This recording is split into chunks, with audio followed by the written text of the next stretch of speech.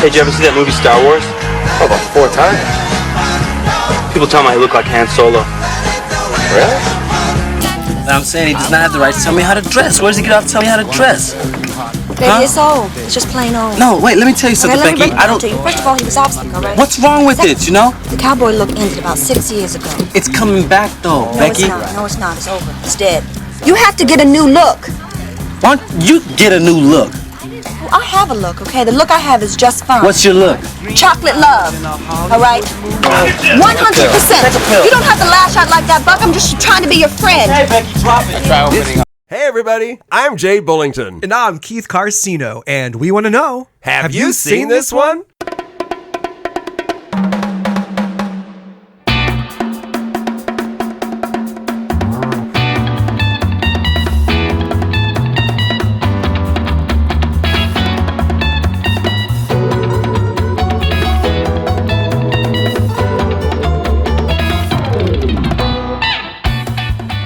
Probably could have won if he would have not badmouthed the movie so much. Yeah, I heard he had cold feet after the movie was Oh, made. That he was more trying than- to, oh. he was trying to distance himself from it. I think, Absolutely. right? We're going to get into that. And we'll get into that after we talk about the movie that we're talking about on episode number 262. Hello, everybody. I'm Jay Bullington. I'm Keith Carcino. And we're here with our good buddy, James Huddleson. James, welcome.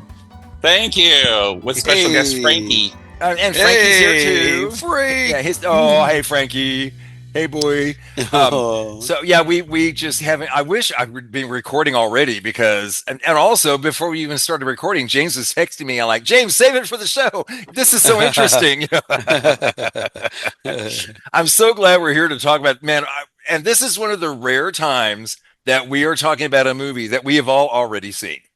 You know, usually, All right. Right. Yeah. Usually one of us has not seen it, but this time we just couldn't help. I could. Yeah, Right. no. Yeah, we got to talk about this movie, man. Yeah. Okay, so before we do, let's talk about what's new. James, you got anything entertaining you lately? What's been keeping your attention? Let's see. Just been watching some of the Amazon Prime stuff, watching old movies on there. I watched The Long Walk Home again. Oh, that's a good one. With Whoopi Goldberg and Sissy Spacek. Yeah, that's a really And good one.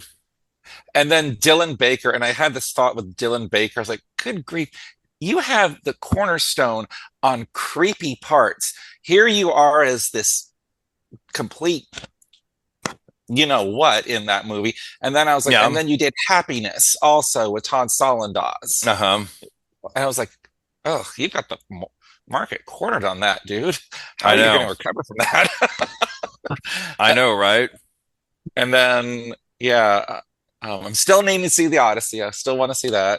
And I did end up watching Masters of the Universe, the movie on there. Oh, did you? yeah. What'd you think?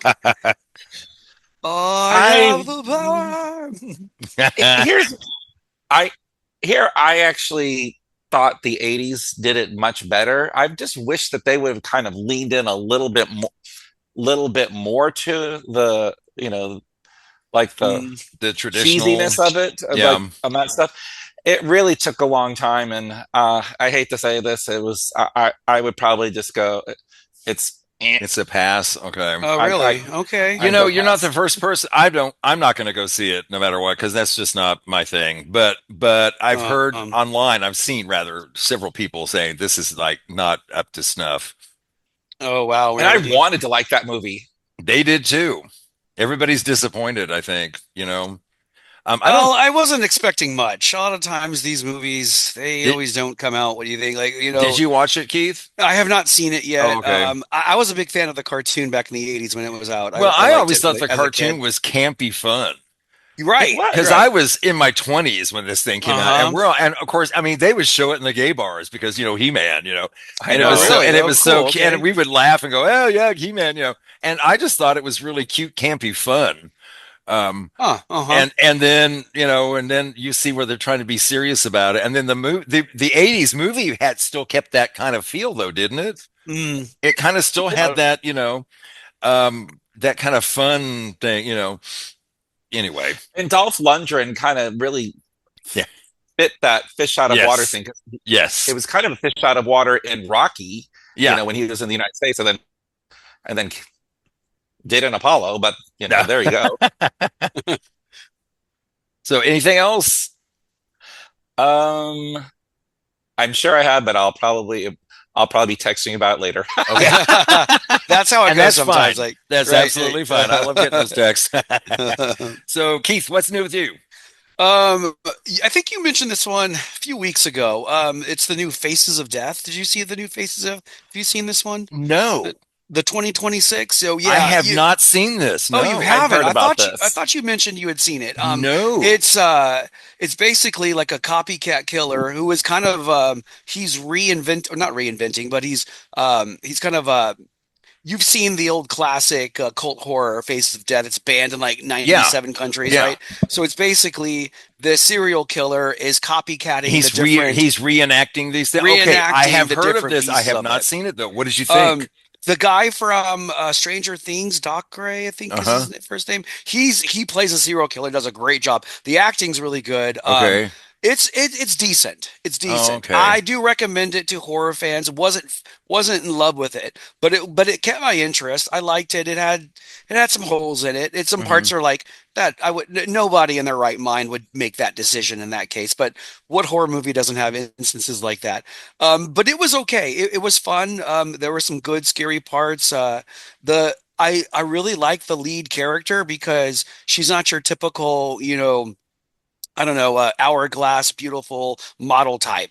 She was one that you could really get behind and Really relate to. Yeah. really relate to. So I would say if you love horror movies and you like the Faces of Death franchise, you won't be in love with this one, but I think you'll still like it. Yeah. Okay.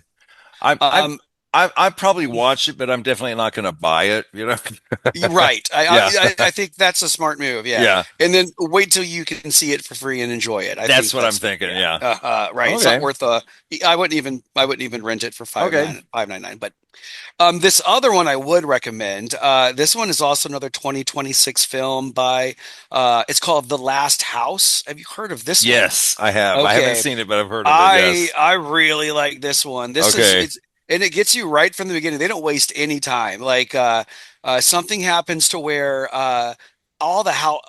everyone in the world is locked inside their house. Something like there's a storm that comes over this. I think they live in like northwest Lockdown. U.S. Right. But they're like the windows. You can't crack the windows open. The doors are completely shut, and there's something in the water from the rain that's like sealing everything in. And so the whole story is about how they're going to survive. What are they doing? And Wow. the things they do to stay alive is just like wow. I don't know if I could have made food's it. going to run out. Food's going to run out. What are you going to do? And so and you can't. And that plumbing's not going to work. I guess. the plumbing somehow does work. Okay, so you can still use the toilet. And the electricity That's what I'm works. Right. The toilet still works. Thank God. Like, what do you do then? Like, oh God. Right. We have to like have some room in the attic that's just like our disposal room. But no, the plumbing and the electricity works for a couple of years before things like really start to take a dive turn. And I do like to you'll see it'll say like 1 day later, 5 days later, 1 week later, 1 month, 1 year, and it goes and you can see how the world around them and inside the house slowly begins to deteriorate. And they can communicate with their neighbors through signs and stuff, and they're like out of medicine or like what are we going to do for that? And wow. Kelly, do not watch this. This is like the pandemic times a million. Right. It's like Wow, yeah, it is. And once you find out what's happening, we're not going to spoil it, but it's something else. Yeah, I really enjoyed it. I highly recommend it. Check it out. Cool. The Okay. Last House. It's PG-13, just under 2 hours, but it goes quick. I really enjoyed it. Last House. Check it Is out. this with Wagner Mora and Greta Lee? If I remember correctly? Yes. Right. And they do a great job. The kids are really good too. The kids they sell it too. Riley Chung plays Ruth, and then Noah Alexander Sosa, I think is his name, is the older brother when he's older, and it does a really good job too. The kids were great, and you get to. I shouldn't say too much more because then you'll have a better idea of. I don't want you to know how long they survive, but it is something else. It's pretty cool. But that's all I've got. Jay, how about you? What's been entertaining you? I got a couple, but I want to say one thing before I talk about a couple things. Yeah, James, you were talking about Dylan Baker, Yes. the actor. Okay, have you seen Trick or Treat? We've already done it on this show, but he's in that. Oh, It's an anthology Halloween movie. Oh, great movie. Oh, and he plays the dad in one. Oh God, he's so good. Halloween and anthology. creepy. I mean, Is he good creepy stuff. and all that Oh stuff? yes. Oh my God, he's so creepy, and he's actually in two different storylines. With that, you don't realize it, but he's actually in two. I'm not going to give away any more than that if you haven't seen it. Well, this is the thing. I probably have. Oh, You probably there's some movies that you probably have seen. You're like, okay, it's going to dawn on me, but maybe I'll probably get to it. I won't rush to go see it, but maybe I might see it during Halloween. oh, you can come over and watch it if you want to. It's so much fun. Anna Paquin's in it, and she has a great part. Her episode is really good. It's got some really fun stuff in it. I love it. Okay, so what's new with me? I went to see there's a new rom-com out, and it's called One Night Only, directed by Will Gluck. It stars Callum Turner and Monica Barbaro. Now, Callum Turner, I recognized him, but I can't think of what he's been in. I didn't recognize her at all. They are both fantastic in this movie. They're adorable. She can sing. She's part of it is she's really good. Here's the premise. Oh God, it's so funny. In this world, in America, people who are not married, you can only have sex one night a year. It's only legal to have sex one night a year if you're not married. Gosh. Okay, so that night is like, look out. You mean you can't choose the night either. It's one night, and everybody has to pick that one night. And is it like one time, or you can have it as many times as you? Oh no, as much as you want that night, and as many people as you want that night. But it's got to be. No, I think it's only supposed to be one person. I may be wrong. I might be wrong on that. That would be bad because then you'd have there'd be a high concentration of births all around the same time. All at the same time. You know what I mean, right? Yeah. Oh yeah. Anyway, it's hilarious. It's just it's funny. Okay. Oh, it's so funny. No, it's not a horror movie. I could see that going to a horror movie. Oh, I can see that going horror. Yeah. Well, it's kind of like The Purge, but it's sex instead of violence. You know. Exactly. Well, it should be no surprise about Monica Barbaro being a great singer because she played Joan Baez in A Complete Unknown. I didn't find that out till afterward, though. She can really sing. They are hilarious, but the people that pop up in this thing out of nowhere, you're like, oh my God, look at these people. Molly Ringwald plays his mother. Oh, and I think I can't remember what his job is, but his mother, Molly Ringwald, is going to have sex with LeVar Burton that night. He's playing a character. LeVar Burton, okay. Love that. It's hilarious. They're so cute together. Talk about blast from the past there. Talk about 80s, like engulfed in you. It's so funny. Anyway, I highly recommend this movie. It's really fun. That sounds like a good one. Yeah. Oh, it really is. Sounds really good. One night only. And I am listening to a great book, audiobook. It's called Vagabond by Tim Curry. Read by Tim Curry. Okay. It is him telling his life story, and it is fantastic and interesting beyond belief. And he starts the book, and he's so funny with this posh British accent, saying, "And if you think I'm going to tell you intimate details of my love life, I'm not. That's none of your fucking business." It's fantastic right now. He's all in the middle of, they're making the movie Rocky Horror. I'm in the middle of that part right now. Okay. It's just, it's so good. He is so fascinating. Okay. I can listen to that. I'm telling you, I recommend it highly, y'all. And he's so funny and just so natural, but so eloquent. Yeah, beautiful. So are you ready to put on your boogie shoes, guys? Yep. Yeah. Okay. Yeah. It is. We're going to get into our movie. Man, I've been waiting so long to talk about this movie. I'm so excited. Books from 1997. It is Boogie Nights. Everyone's given one special thing, right? Everyone's blessed with one special thing. I want you to know I plan on being a star. A big, bright, shining star. Eddie Adams from Torrance. Yep.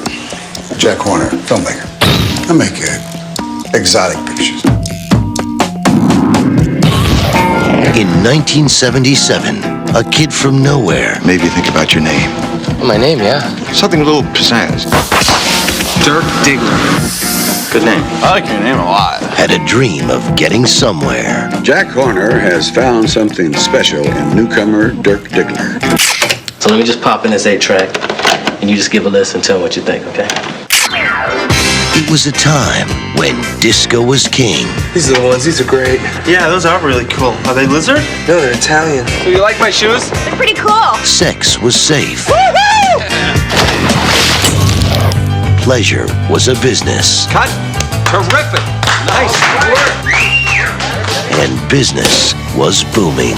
And the award for Best Newcomer goes to Mr. Dirk Diggler. Wow. Goodbye, 1979. Hello, 1980. Are you ready? But in 1980, Come on, you puppies. the party was over. You are fired. What? You're fired. It's jealousy, it's deceitfulness, it's vindictiveness, but I mean, God, what can you expect when you're on top? Oh, wait. Love this part. New Line Cinema presents a portrait of 2 decades in the life of a business, the days of a dreamer, and the nights in between. Boogie Nights.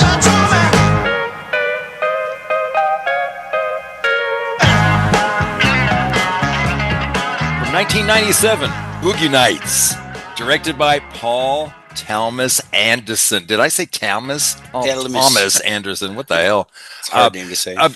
Magnolia. He did Magnolia and There Will Be Blood.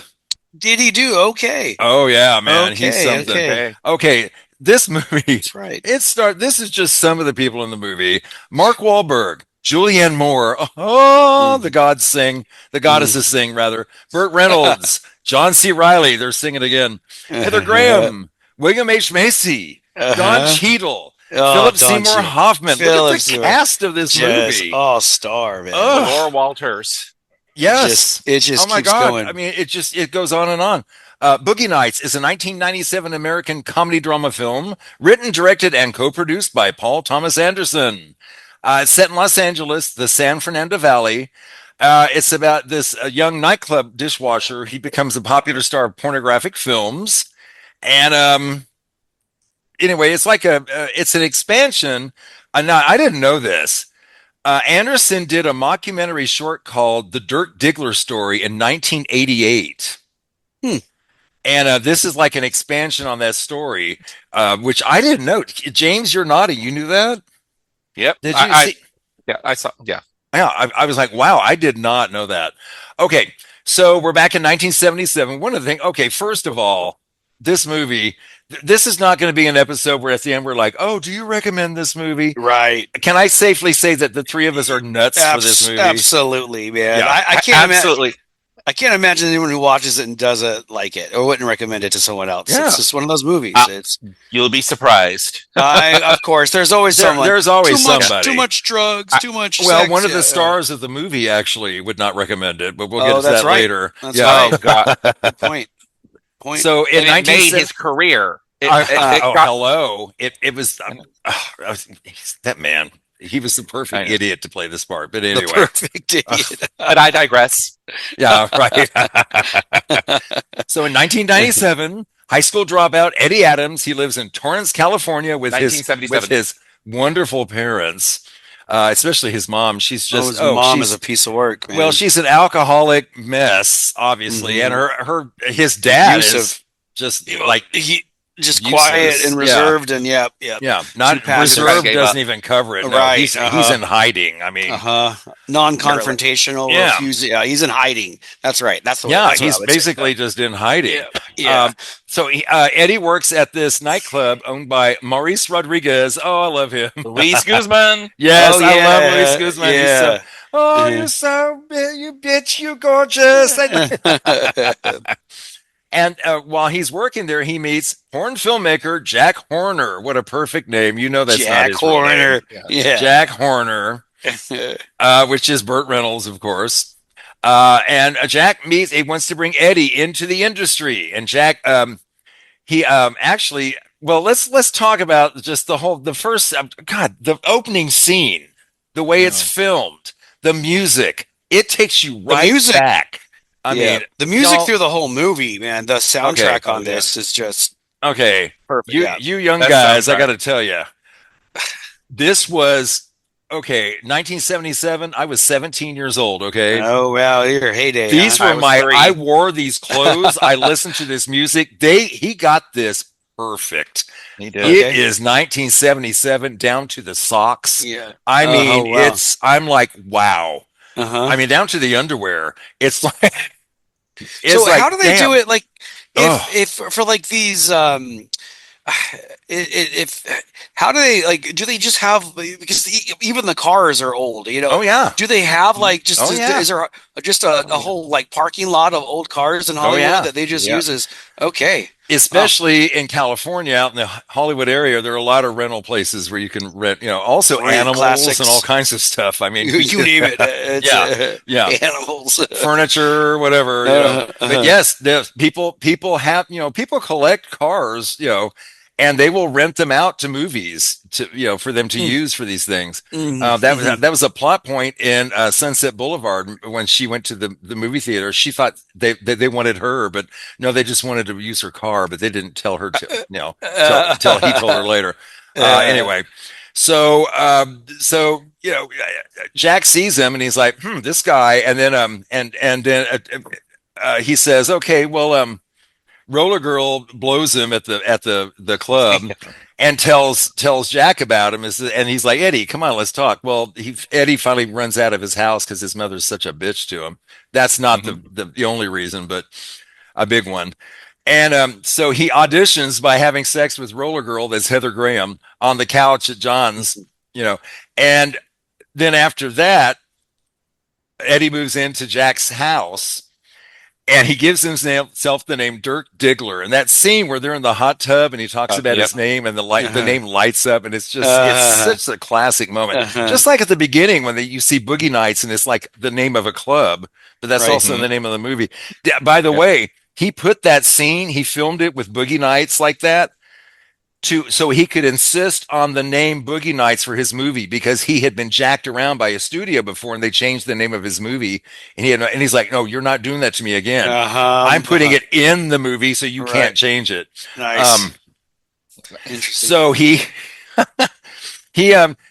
becomes a star in porn because of his good looks, and he's very youthful and handsome, and he's got charisma, and also he has an incredibly large penis. He's extremely well endowed. And I love the scene where he's filming his first movie, and Becky and John C. Reilly's character Reed Rothschild. Oh, the names are so good in this movie. Yes. And when Becky and Reed, they tilt their heads sideways when he exposes himself. Whoa. It's such a comedic move, but it works so well here. It's so funny. Yeah, I love the just how John C. Reilly and Mark Wahlberg get together. At first, they meet each other, and it's almost like they're trying to one up each other. Like, it's like a peeing contest, right? Or a pissing contest, as they say. I thought that they'd be more like butting heads through the movie, but they turned out to be like best friends. Well, that's kind of how they were. They're kind of like little kids. Oh, totally. They're just like two little boys. Like, hey man, can you hit the baseball this far? I can hit that far. Oh, no, you're not diving right. Let me show you how to dive. And then he can you do a front flip? I'll show you. Well, that's how it's done. They are. They're very like childish. That whole it was like that whole family. They just all banded together with. With Julianne Moore's mom, the father, his dad, and they're all the kids. Right. Now, Burt Reynolds and Julianne Moore, though, they weren't like officially together. They were just not kind of unofficial couple. Like an unofficial couple. Yeah, they didn't sleep together. I don't think they may have, but they loved each other. But they loved each other. Yeah, right. And James and I were talking before this about John C. Reilly. totally getting gypped out of an Oscar nomination for this movie. I don't think he's appreciated enough for what he did for this movie, actually. And his comedy though is really, I mean, it's so impressive how he and it's the so perfect natural. balance to all the desperate stuff. You know what I mean? It kind of, you know, James. There's a video on YouTube where John C. Reilly is actually interviewed. He said that Boogie Nights was the best summer of his life because he was talking about, I got to do all this stuff. And he was talking about when they did the cocaine. It was obviously not real cocaine, but it was actually this like something from the milk powder or anything like that. And then he went home and he would like blow his nose in the shower and it would be like all this stuff. It's like, oh, so that's what happens with it. I think that movie introduced me to John C. Reilly. It also introduced me to, of course, the goddess known as Julianne Moore. I think I may have seen other movies before with her, but I think this is the one that really made you. This is the one that she really knocked me out. And then from then on, it was like, and I have some things to say about probably award outcomes later on that. Yes, absolutely, absolutely. And yeah, Burt and Mark Wahlberg. Yeah, I was going to say one thing regarding the mother, Joanna Gleason, great, awesome stage actor. I think she actually said to Paul Thomas Anderson, "Is like, you know, you don't have to forgive your mother." He knocked that out. I mean, that movie so almost made me want to go give. After that, I almost wanted to give my mom a hug. I was like, "Thank you for being such a good mom." Oh, I know. Right. Thank you, Mom. It's so funny because Joanna Gleason, I grew up watching her on TV and all these cute little parts, and she's always cute and fun, always the friend, or, you know, and then to see her as this nasty, horrible person, it was really like, wow, girl, I didn't know you had the chops for that. You know, I didn't know. Okay, so Dirk, because of all, you know, the things that we talked about, especially one, he becomes very, very famous, and his success allows him to buy a big house with all these clothes. And I love it. His 1977 Chevrolet Corvette. It's not orange. It's competition orange. Very important. It's a different shade for sure. I also like his very first sex scene with Julianne Moore. You know, he ends up, you know, finishing inside of her. Yes. And then they're like, man, we need to get the shot, but it's not good for, I guess, for film if the audience can't see. We didn't get the money shot, is what they're saying. The money shot. And he's like, I can do it again. Right. And everyone's like, man, this guy's not just built different. He is different. Like, you know, that's pretty nice. The look on Amber Waves' face afterwards, she was just like, oh, right. What can this guy do? That's instant all-star. Mark Wahlberg's innocence works perfect in this movie. It is. Just like Burt Reynolds' sleaziness.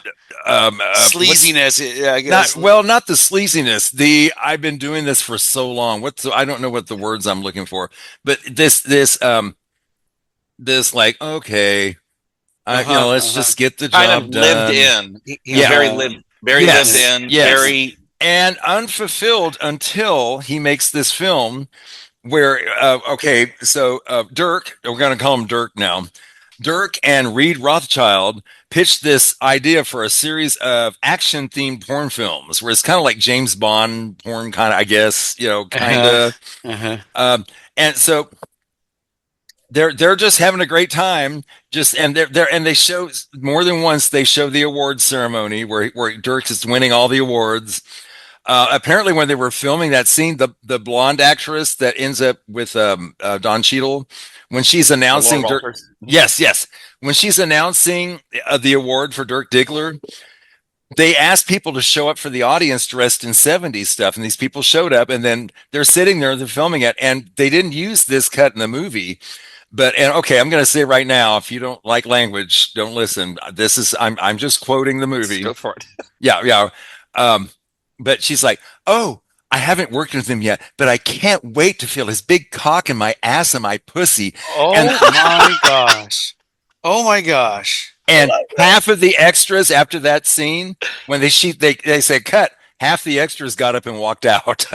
What? Really? They didn't They know what had they to were ask getting themselves all into? the other people to just move forward so that it'd be filled up around the, just make it look crowded around here.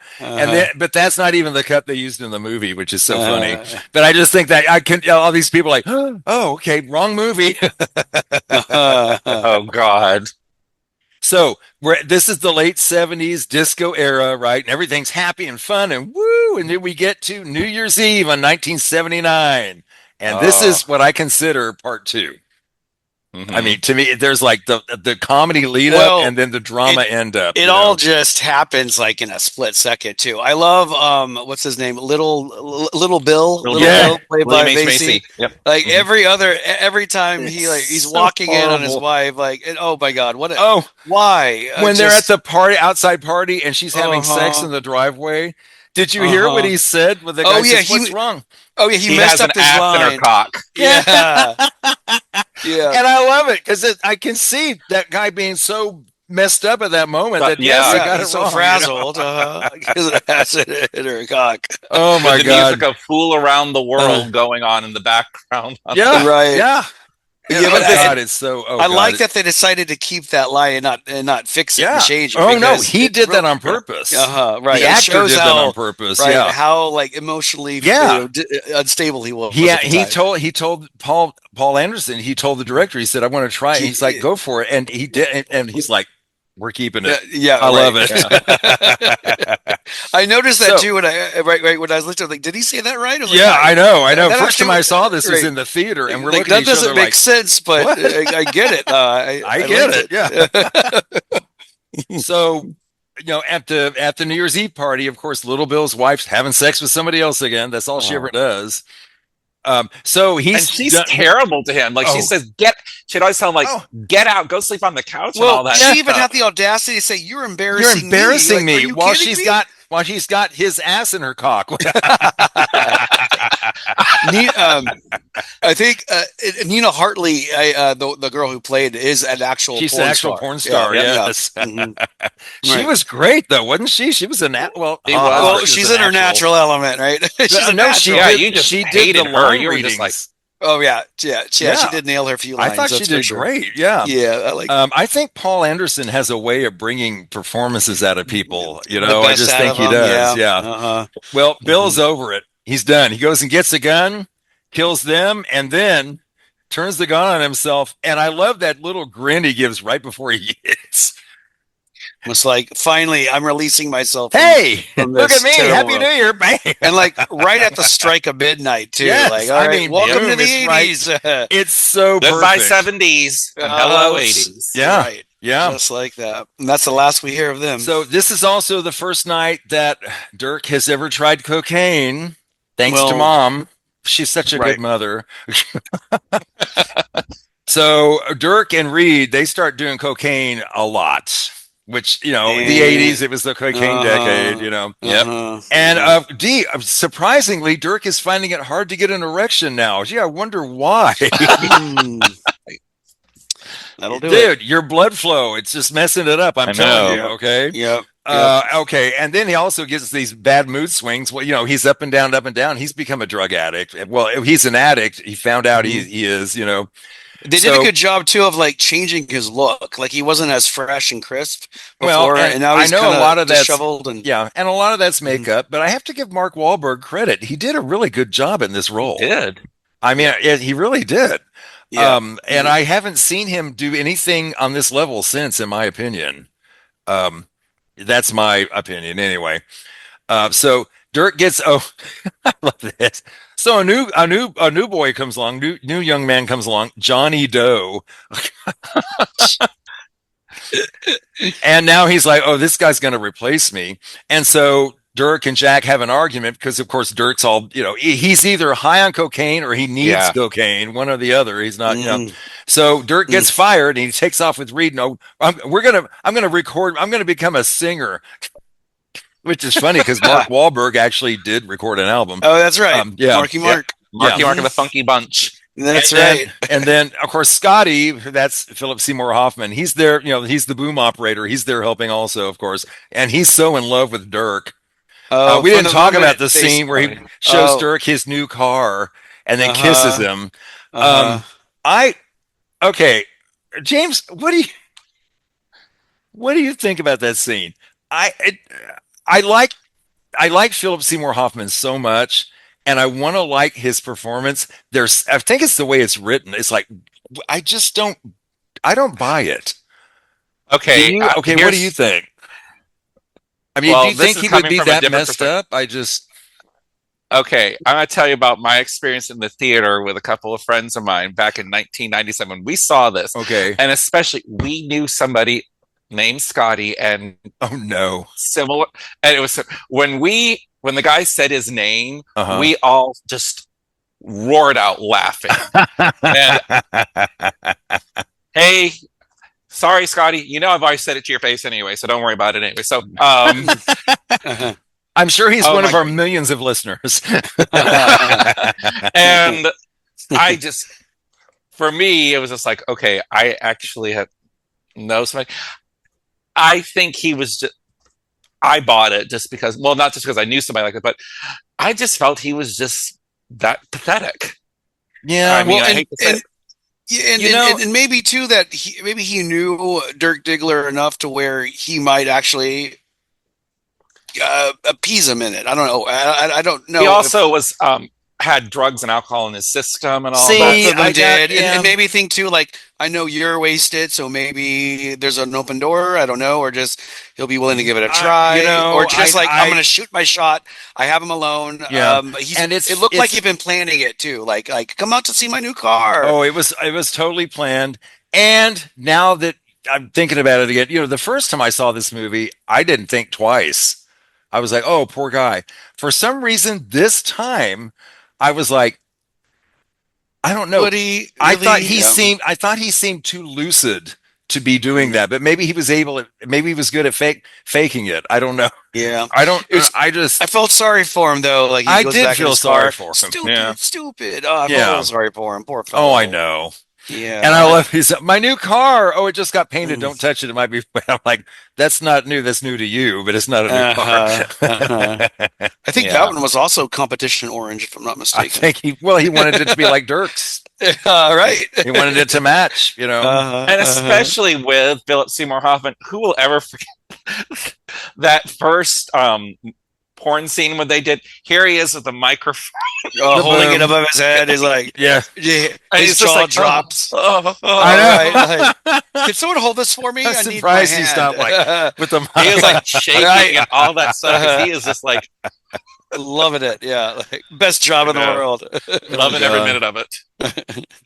Okay, so this businessman Floyd Gondoli, I think Gondoli, I don't know if I'm saying that or not. The character's name. Well, he comes to Jack, and he's like, "Oh no, we got to start cutting costs. Bill We're going to Baker start Hall, yeah. shooting on videotape instead of film." And Jack's like, "No, that's going to diminish the quality of my films." Because he still sees himself as a filmmaker, not a porn, not a porn maker. Right. Mhm. And he calls them erotic films. Anyway, yeah. Anyway, after his friend and financier, Colonel James, is incarcerated for possession of child pornography. Oh God! And boy, does that guy give us coming to him. That's the. I Jack, know, especially. I wondered how old that person was that with him at at that the party, It was like barely, she like, had to be what? 30 pounds. I know, and maybe 13, 14. I mean, that was a little girl. It was Was that the so- girl that overdosed? Yes. She, Yeah. mhm. Do you have any cocaine at this party? Uh-huh. She's just Oh, so. gosh. Oh, hi. Do you have coke?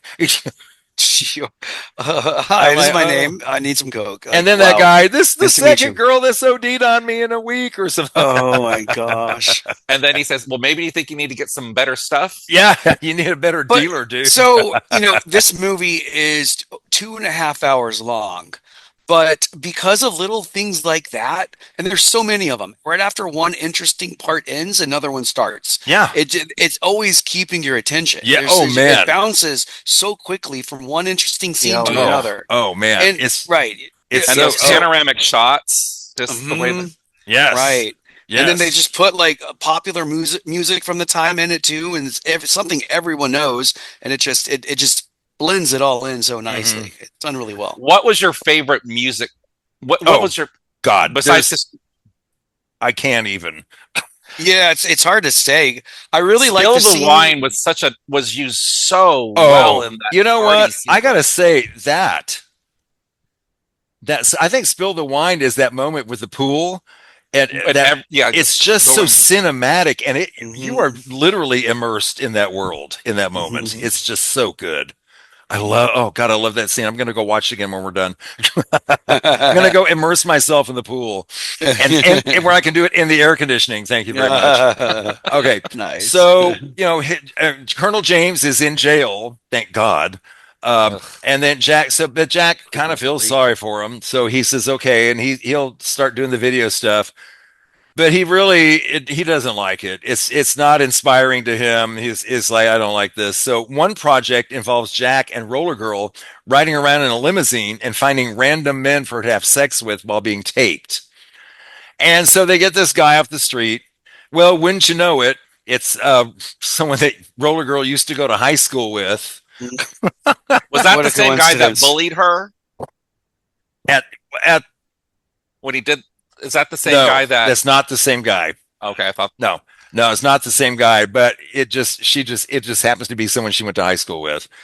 And after they aren't able to do it because Jack keeps trying to direct this amateur. Hello, he's an amateur for a reason. He's an amateur, And then the guy gets mad. And he insults her and Jack, and so Jack and Roller Girl. I mean, really, Jack attacks him too, but Roller Girl really gets into it. Oh man, with her roller skates smashing him in the face. I'm like, girl, wow. Take it easy. Well, there's a lot of years of anger built up to that moment. Oh, yeah. Right. And I think Heather Graham is amazing in this role. And, I think I also think she felt exposed for the person who she really is. Oh, yeah. Because you're like, aren't you Brandy? You're Brandy, right? And she's like, I don't know who you're talking about. That's not me. And so, yeah. So meanwhile, this Amber Waves loses custody of her child. Wait. At the same time that the roller girl scene, they kept going back and forth with poor Marky Mark. Man, he is Mark Wahlberg. Yeah, Mark Wahlberg. Dirk is in a tough spot, man. He's at his bottom right now. I'd say he gets into the car of this. Oh no, guy. we're not there yet. We're not there yet. No, that happened at the same time that the roller. That happened at the same time, right? I know, but they're all. I see. Okay, they are. Okay.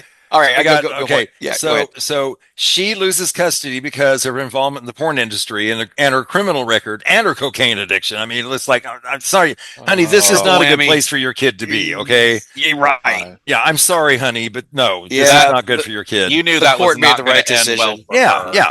However, we do have a happy thing.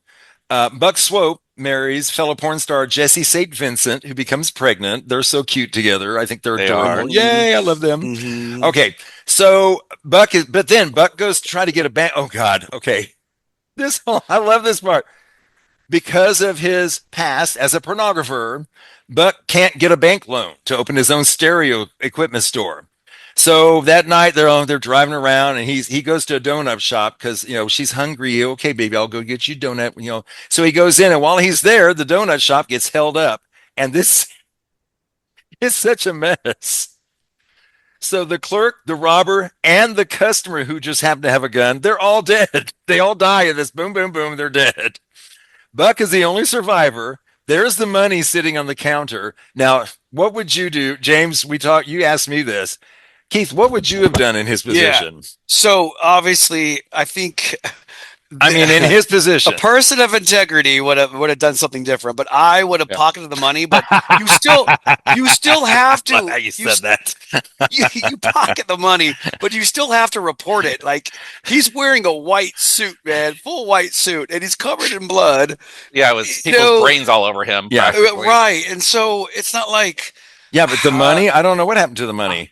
I'd be worried though that somehow the cops would come back and find a way to tie it back to you. Oh no! Whether through like put that money under your wife's belly. Right. And call I the don't cops know where and say, right, I've been shocked. Me, Take the I money wouldn't and have the done- but donuts and ham spray. if I were him Mm-hmm.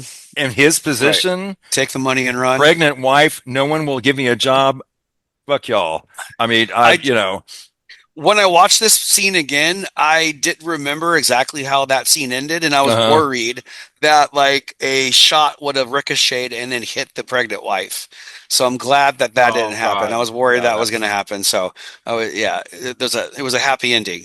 Yeah, for them definitely. For them, yeah. Yeah, The and shop owner and the other two. Yeah, I not so love that much. they had I wanted them. Bless their hearts. They were so Right. cute. And Don Cheadle's part, like, it doesn't really clearly show what his role in the adult film industry is, right? Well, Because they never showed him on scene, but he's definitely Becky. involved. Or Becky too, which is his wife, right? You His barely wife, get a little peek of Becky on. A lot And of maybe that was scenes were cut out. intentional. A lot of scenes were cut out to bring the time they were? down.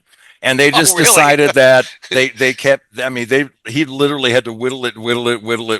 You know. Okay. So a lot of storylines were just kind of left. Okay. So they Okay, didn't. that makes They sense. didn't. He and Becky were not really. Didn't make the cut. Yeah, not as much. Mhm. So since they're Dirk and Reed have spent all their money on drugs, basically. So, and they can't pay the recording studio to make their demo tapes.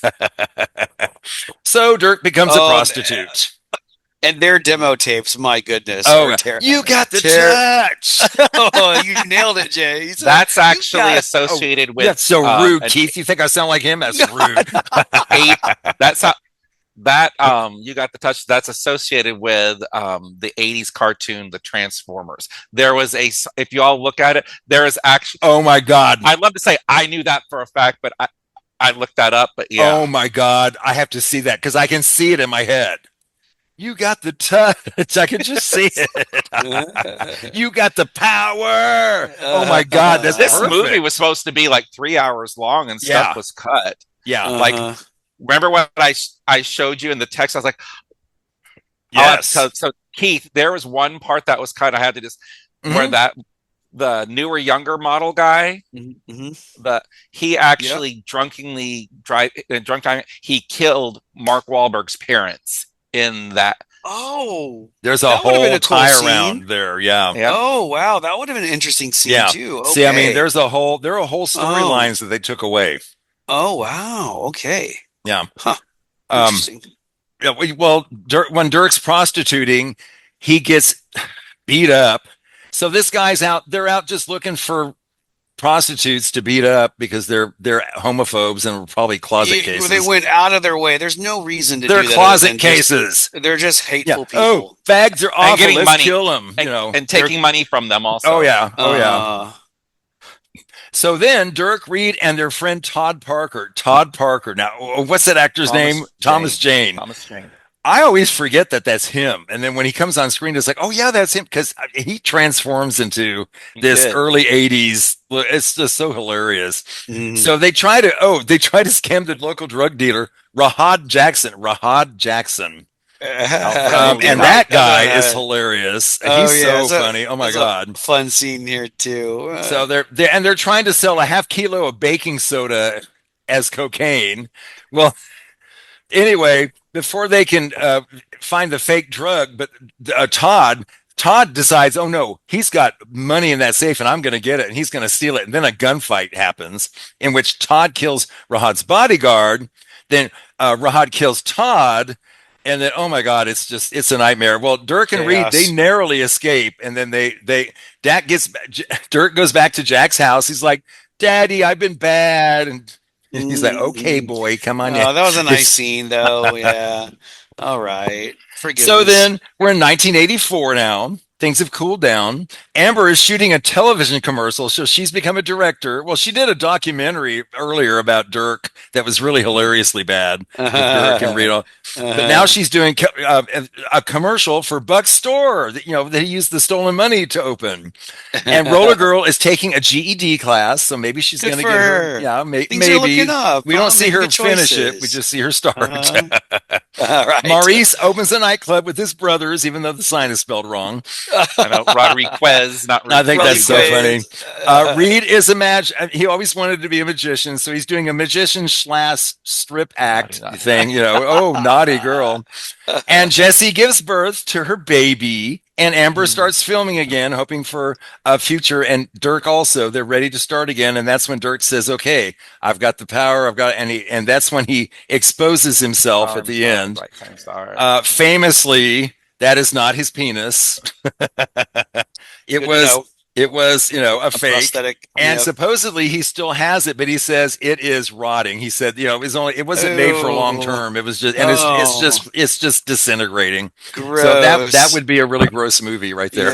Yeah, it looked like an elephant's trunk. It was. Yeah, so he regrets the movie, but he still kept the prosthetic. Yeah. Well, I don't know how long ago it was noted that he said he still had it. He might be denying that at this point. Who knows? And speaking of denying it, Burt Reynolds wanted to deny he ever made this movie. After seeing a rough cut, he really regretted making it. He fired his agent for recommending the role, and he would not do interviews. And then he won a Golden Globe and got nominated for an Oscar. But didn't he read the script? I mean, he acted in it. You knew what he was getting into. What caused him to distance himself from it? I think he thought it was going to be more of a comedy, not. Okay. I don't know what he was thinking, or that it might have been Keith. This is Burt Reynolds. I don't think he was thinking. Right. Or maybe he thought it was going to be received as a snuff film, and it might put his name in bad light and ruin his career. I don't know. No, he didn't like the porn aspect. He thought it was tacky. Right. Exactly. Well, snuff film is a whole nother thing. Okay. Well, his career is filled with missed opportunities. His career is filled with missed opportunities. Oh, yeah. I mean, he turned down the Jack Nicholson part in terms of endearment. I know. To make another Cannonball Run movie, which bombed badly. Mm-hmm. But in Cannonball Run, he was the main star. He didn't have to share the spotlight. Oh gosh, one of those. He was perfect for this role. Just like Mark Wahlberg was perfect for this role, even though, and everybody just acted perfectly. I think they were directed well. There wasn't a bad acting job by anyone. I agree, man. Paul Anderson, man, he just gets the best. He gets the best, of everybody. Amber Wave's custodial problems, they were inspired by a real porn star. Her name was Veronica Hart. She plays the judge in that scene, in the courtroom scene. That is Veronica Hart. I didn't know this. Leonardo DiCaprio was offered the role of Dirk Diggler and loved the screenplay, but had to turn it down because I'm already making this movie called Titanic right now. I think you made the right choice. But he finally got to work with them on one battle after another, and that went very well. Very well. I thought you were going to say he was turned down because his penis wasn't long enough. Well, that's true too. I mean, I hate to say that about him. He's a nice guy. Leo's a great guy. But micro penis. I'm sorry. Well, I think after Leonardo DiCaprio, there was another actor that was offered the part. Do you know who it was? Joaquin Phoenix. Oh, really? But I think I could be. I can see him. I could see that because of his innocence. Yeah, he has. I could see Leonardo DiCaprio too. Actually, I could see him doing it. Well, he's so well versed. I mean, he could have done it. Yeah, but also at the age he was at, he was young. He could pull that off at this time. Sure.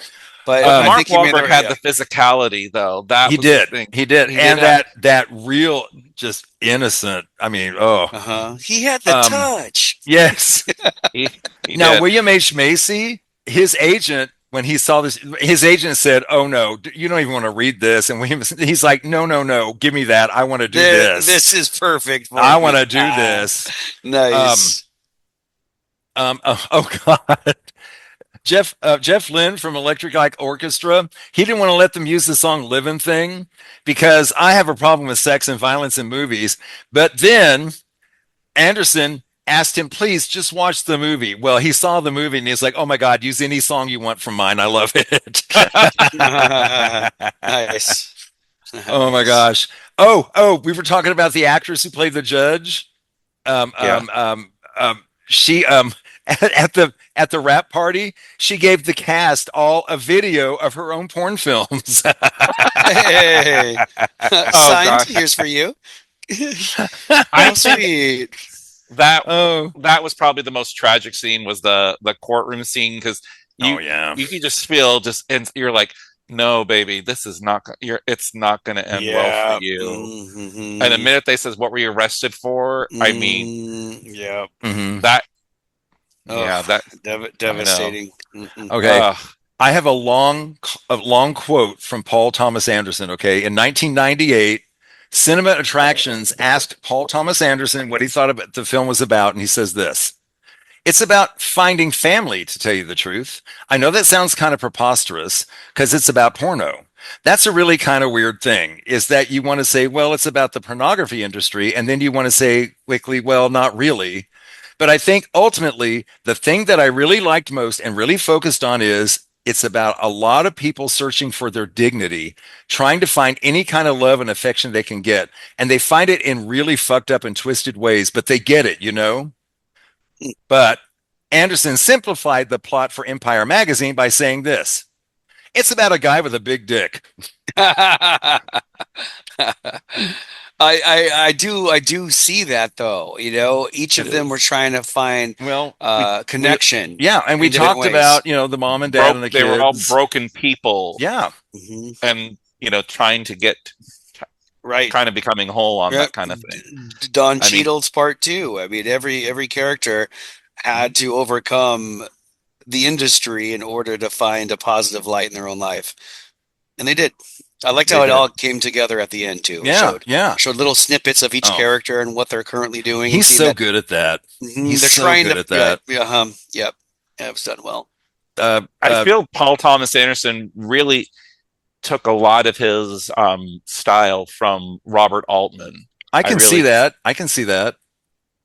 It had a little bit of a lot, actually. Yeah, had a little. Also, I don't know, agree. it felt like Tarantino at different parts too. It's got a Nashville feel in a little bit of a way. Wow, that's right, James. Tarantino Yeah. also. It's just hard to see, like, for a movie so long, for it to keep your interest right so well. See, like, that's why, rare. And Keith, you know how I am. I'm not a fan of long movies, but I told you this one. It's long, necessary. but I'm telling you, dude, No, you're not going to be bored. Yeah. Yep. Well, you already saw it, so right, right. But honestly, like, I had never seen it all the way through, like I did this last time. Oh, really? I'd seen the whole movie and seen all the parts, but this is one of those movies that came on HBO, and I would occasionally come in. I would come on in the middle of it, or I'd come on in different parts every time I turned it on, and then have to leave or whatever. Right, or exactly, or So, and it is. I mean, it is a chapterized film. You can watch it in pieces. You know, correct, you really can. Right, that's true. I'm just going to do a couple critic quote. I couldn't find any bad reviews. David Anson from Newsweek said, "One of those breakthrough movies that leaves no doubt you are in the presence of a natural-born filmmaker." And Terry Lawson from Detroit Free Press in 2026 said, this is this year, "Boogie Nights is the bomb. That jolt of energy that keeps you going to the last call, then sends you prowling for something to sustain the rush. Don't bother. Nearly any other movie after this is certain to seem limply softcore." Good one. Scores. IMDb 7.9. That is kind of like, what? That's still super high for IMDb. It's okay. Rotten Tomatoes. Tomato meter 91%. Popcorn meter 89%. Okay. And I just checked this morning. That is the current rate. I'm still a man of the critics. Anyway, but close. It's very close. I don't have. We already talked about this. I don't have to ask y'all if you recommend it. I want to ask you though, James. You said you first saw this in a theater with friends, right? And then you heard Scotty and laugh. And then, okay, I guess I already know when you first saw this movie. Yeah. It's a movie. Every time I watch this movie, it seems like I find something new in it. You know what I mean? I love movies like that. Yeah. Yes. Yeah, I do too. I love that. Yeah. Especially the most recent one, that the whole thing with John C. Reilly. That's absolutely. But I've got I've got to get this off my chest, Jay. You know, I've been talking about this all the time. Oh, yes. This is the movie that Julianne Moore should have won her Oscar without a doubt. And who won instead of her? Kim Basinger for LA Confidential. She's lovely in that, and she's a good actor, but she shouldn't have won for that. No, she should. I mean, she didn't have to wait till 2015 for Still Alice to win. I mean, yeah, that was the movie. Do you think it was the fact that there's pornography and so much drugs in there that might have the Academy kind of backed off of it? I actually don't think so. Do you, James? Okay. No, I think that, well, there was a LA Confidential was like the second film after Titanic that year. Okay. So, and I think that way of awarding them, and I also think that Kim Basinger might have had some goodwill because she was an underdog. I think she went bankrupt a couple of years before because she got out of that terrible movie Boxing Helena, and it bankrupted her. So she had that kind of... She was right to get out of that movie, though. Yeah, she was. It was not good. Yeah, it did nothing for Julian Sands or Sherilyn Fenn at all. No. But if Julianne Moore, if she would have won that Oscar, I probably would have put her in my top 10 wins of all time. Absolutely. I think she is so remarkably raw and just real in this. That scene where she's crying outside after the. My heart breaks for her every time I see that. And you think about what it takes to bring that out of yourself on camera. You know, I can't. I couldn't do it. I know. don't know how they do it on demand. On demand, right? I was just listening to Tim Curry talk about. He said crying on stage or on camera. He said that's the hardest thing. He said I have learned how to do it. He said, but it is the hardest thing that I had to learn how to do. As an actor. Do you just think about something so sad? Well, you have to find the thing that makes you do that. You have to find your spot where that gets to, and it's not easy to do. And sometimes you don't want to go there. Well, and on the spot, have to do it again and again, take after take. No. One of my favorite stories, Cliff Robertson said about working with Joan Crawford. They did, I can't think of the name of the movie. They did a wonderful movie together. But he said they're filming a scene, and she said to the director, do you want tears? And the director said, oh, yes, that'd be nice. And then she said, which eye? What?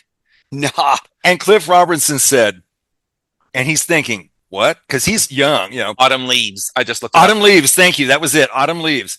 And he says, the left. And Cliff Robertson said, and I'll be damned. A tear came out of the left eye. She was so talented at. She could make it. Do you just want my eyes to fill up, or do you want the tears to come down? I'm like, damn, my God. I know. How? And it's what makes an actor? Well, it takes a lot, Right. It's not as easy as you think. No. Huh. Oh my gosh. Okay, folks. I think we can safely say we all recommend this movie. We all loved it. No doubt. Everybody, you can find us wherever you find your podcasts. We're on Apple and Spotify and Amazon Prime. We're on YouTube. Just wherever you catch them, you can catch us. Please do. We'd love to hear from you. So, Keith, I'm really excited about our next episode. Tell me what's going on. We're going to do a movie that is so funny because I didn't know James has seen this movie and I didn't know it. The movie is from 1986. Okay, Night of the Creeps, directed by Fred Decker. And our special guest is going to be your sister, Mandy Carcino-Shiver. Mandy's going to be with us. Yeah. Okay, fine. Actually, when Mandy came to visit, and we got to visit when she was here, and she stayed over with me. We watched this movie in my movie room. So, okay. We had so much fun watching this together. It was so fun. Yeah. Okay. Cool. So we're going to have fun talking about that. To it. Good times. So before we go, though, we got to thank our special guest, James Huddleson. James, thanks for being with us again. Always a pleasure. It was especially talking about one of the best movies of the 90s. Absolutely. I tell you, James, it's been so much fun. Keith, we have been back and forth for like 2 weeks talking about this movie, texting this. Yeah? And I'm like, okay, I got to save this. I got to save this. Right. It's been so much fun. This is good content. Yeah. So we'll have to do it again on another movie real soon, James. All right. You know, Sounds like we a love plan. having you here, buddy. It's so much fun. For sure. Yeah. Okay. Well, y'all have a great Sunday. And until next time, I'm Jay Bullington. And I'm Keith Carcino. Y'all keep watching movies.